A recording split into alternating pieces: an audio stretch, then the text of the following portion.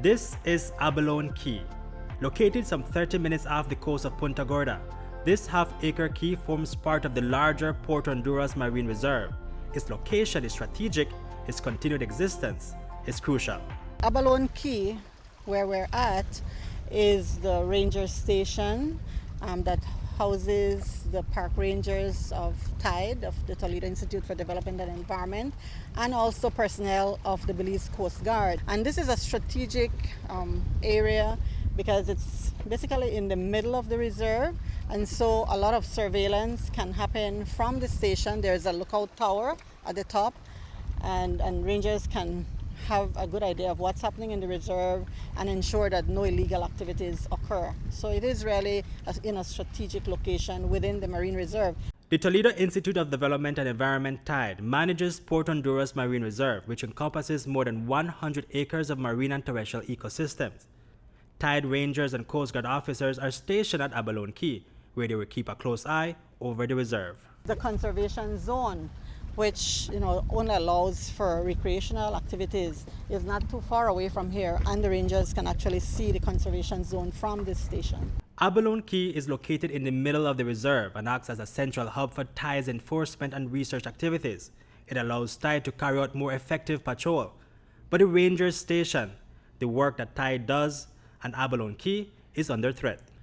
Believe it or not, Abalone Caye was once larger in mass 10 years ago than what it is today.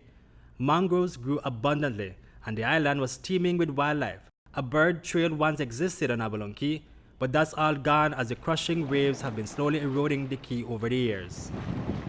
The number one reason why an island erodes is from wave action, water action.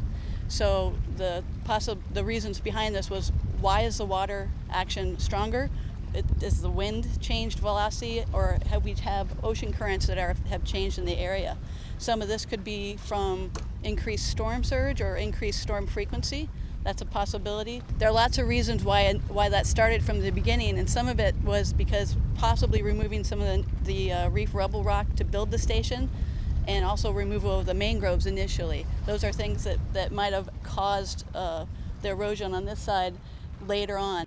Mangroves are crucial as they protect shorelines from strong storms and hurricane winds. Mangroves weaken the blow of crushing waves.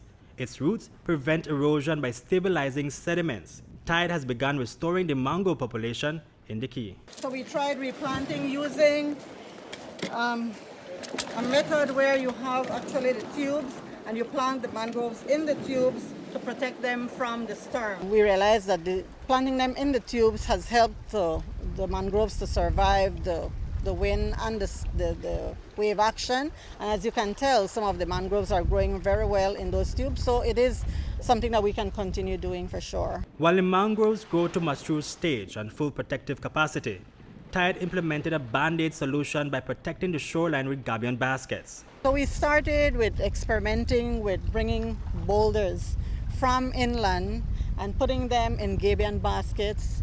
And we started first in the area where the wave action was highest. And I'd say after about 6 to 9 months, we began to see some changes. So the water was no longer coming under the ranger station, and there was some, I would say, erosion was minimized to some extent. This started to work. It did help a lot, but it's not completed. And more importantly, they need to add more to it at least every year. And they have to study the impacts of the angle of the wall that they're putting it in, and how high in the slope of the wall, because all of this will change the water circulation and the wave impact on the island. A $905,000 investment will see some of that money go to the restoration of Abalone Caye. The Protected Area Conservation Trust, PACT, has partnered with the Getch Foundation to improve the resilience of Belize's coastal and marine resources to the negative impacts of climate change. As part of the initiative, erosion studies at Abalone Caye will be conducted, and ways how to effectively address it will be identified. The overall investment that we're going to be doing with the Getch Foundation is a little over $900,000 in 4 protected areas.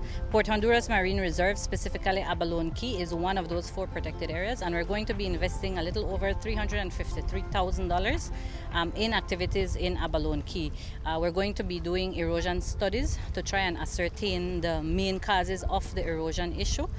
We're going to do the environmental impact assessments and other processes that have to be done in line with what the activities that will take place, and we're looking at the likelihood of doing restoration and even reclamation activities over the next 2 years. Reporting for News 5, Hipolito, Novelo.